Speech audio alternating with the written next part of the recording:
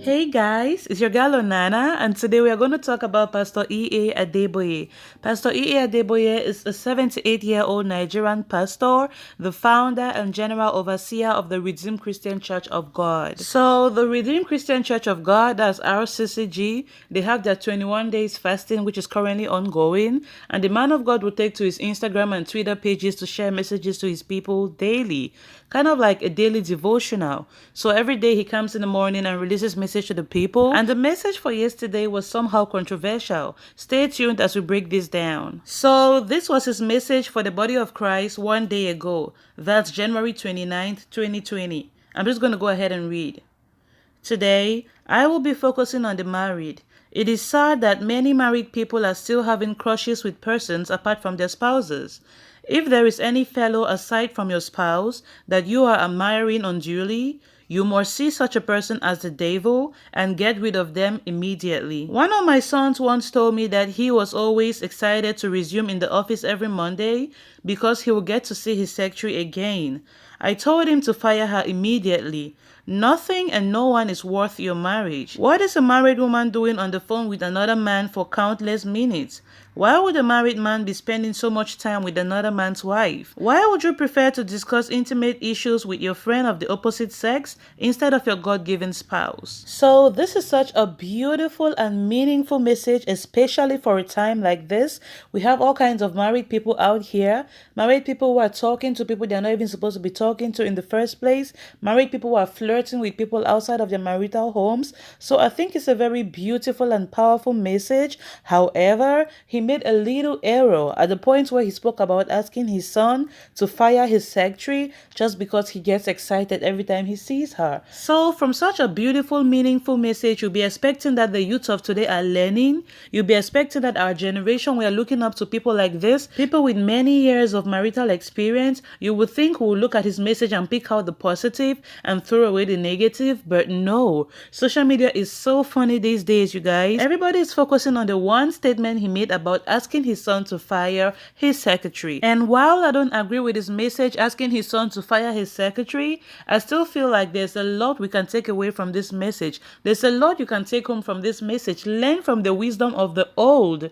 Look at the message and see the things that you can learn from it. How can these things benefit me? How can these things impact my life? All right, if I'm not married now, how can this help me tomorrow when I get married eventually? Or if I have a boyfriend or a fiance now, or if I'm in courtship now, how can these principles benefit me and my fiance? That's what we should be doing. Looking at the positives and weeding out the negative. That's life in a nutshell. So since everybody on social media is focusing on this one line, let's get to address the line. The fact that he advised his son to go fire this girl, meaning there's one more woman out here on these streets jobless, and it's unfortunate for her family and all the people who are depending on her. This is terrible, especially with the economy being so hard right now. I feel so bad for this lady, and I feel like there's so many other ways they could have solved this problem. First, he should have started by telling his son to discipline his flesh. That's what the scriptures ask you to do. Discipline your flesh. Tame your flesh. Put your flesh under subjection. Speak the word of God to it and address whatever situations you have going on in your home. If you are quarreling with your wife, you make peace with her. If you guys are going through any difficulties, sit down and talk things out. Find solutions to your problems. Reach a consensus. Make sure the marriage is working. There's no way you leave your house a happy man, kiss your wife, kiss your kids, and go to work and be lusting after your secretary. So whatever is wrong at home, that's what you should be focusing on fixing. Now you're going to fire a secretary. How many other secretaries will you fire out there? Because you're still going to hire a new one. You fired one secretary today. How many other secretaries will you fire down the line? The problem is you, can't you see? So you've managed to satisfy your ego by firing a poor secretary because you were in control. Imagine yourself in a situation where you have absolutely no control. Picture yourself as a patient at the hospital. You're lusting after the doctor. Are you going to fire the doctor in her own office? Are you going to fire that beautiful nurse in her own office? Imagine you're flying to another state because you have a seminar to attend. Are you going to fire all the beautiful air hostesses you're lusting after? Imagine yourself in church. Are you going to fire all the beautiful girls who are singing in the choir simply because you're lusting after them? After that, what's going to remain of the choir? Nothing. The issue here is you. Fix yourself. Fix yourself. Tame your flesh. If you have to go seek help, then go find help. There's all kinds of therapists and psychologists out there. Book a session, see a professional. There's people that this is their job. Book a session with your wife, go see a therapist. If they need to advise you guys, advise you. If they need to fix whatever your problem is, they're gonna fix it. Or if you're just a lustful man, sorry for you. Your lust will follow you everywhere you go. And this has nothing to do with innocent women trying to do their job. So women should not be suffering because of what somebody is doing. A woman is struggling to do her job to put food on her table, and now she's lost her job because you could not control your lust. That's the part I don't agree with, but I still feel like there's a lot to take home from this message. And at this point, I'm going to stop and start reading some comments from the original post. So the first comment is from this lady, and she says, most of these daddy GOs and pastors are just selfish and misogynistic. All they think about is themselves and their families. They don't give a flying F about humanity. Just so sad and appalling. And this other person says, tell your son to control his head. He should remember he has a wife.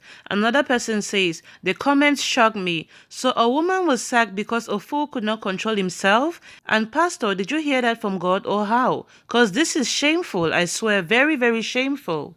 And Chioma says, your son was the one with the problem, but no, you decided that he should fire his secretary. And if he says, Matthew 5 verse 9, if your right eye causes you to stumble, gouge it out and throw it away. If it will stop you from committing adultery, then you owe no one any explanation. This is the truth, I beg. So if he's kind of defending a man of God's decision in telling his son to fire his secretary, so she's saying that anything which causes you to sin, throw it away. Only I don't agree with her. What caused him to sin here is his own eyes, not the ladies. So pushing her away will not stop anything. He needs to discipline his flesh. The poor lady had nothing to do with this. And this one is really funny. Ike Biggie says, na soldier wife put David for problem. Well, prevention is better than cure. And I agree, but unfortunately the right prevention in this case will be to get some self-control. You can't go ahead firing every lady you meet on your way just because you're lusting after them. What happens when you encounter a situation where you have no control? That's a disaster waiting to happen. Get some self-control. Osas goes ahead to say, so somebody lost their job because of your son's lust? I don't listen to pastors. Another lady says, married men are always finding who to blame their infidelity on. And I agree with her. There's some people out here who do everything, put the blame on everybody else but themselves. Like, when are you ever going to grow up, put your big boy pants on, put your big girl pants on, and be like, yeah, I did that. I'm wrong for that. When are you ever going to see the problem is you? I am sensing says, even though Pastor Adeboye is right on this preaching, he shouldn't have had his son fire the lady. He could have preached to that son to know that what he's doing is a sin, rather than having the poor lady lose her job. Even if the son fired a lady, it doesn't stop him from fornicating with the next secretary or somebody else outside. The poor lady could truly be the breadwinner of her family. So when the man of God saw that people were taking his message completely out of context because of that one little mistake, he took to his Twitter page to make the message clear. So the next couple of tweets you will see from the man of God are explaining what he meant in his message, and he doesn't want anybody to take it the wrong way. This is his message. He's talking about couples being careful, not flirting with people out there, and having time and respect for each other. I'm going to read those tweets now. No one should be closer to you or know more about you than your spouse. And the man of God continues talking about couples here. They no longer go out to fun places or take walks together, except they are going for family functions. If there is no distance between yourself and your spouse, no crush can come between you. This is a beautiful message, and it makes a lot of sense. If you guys are together, there's no room for the devil to come in between. The devil only comes in when he sees a space or a fraction, then he weaves his way in the middle. But if you guys are a close-knit situation, there's no room for an enemy to come in. And the man of God adds, spend more time with your spouse and make him or her your confidant. Exchange compliments. The reason many people have crushes outside their marriage is mostly due to a distance between the couple. And you cannot even overemphasize this message because it makes a lot of sense on its own.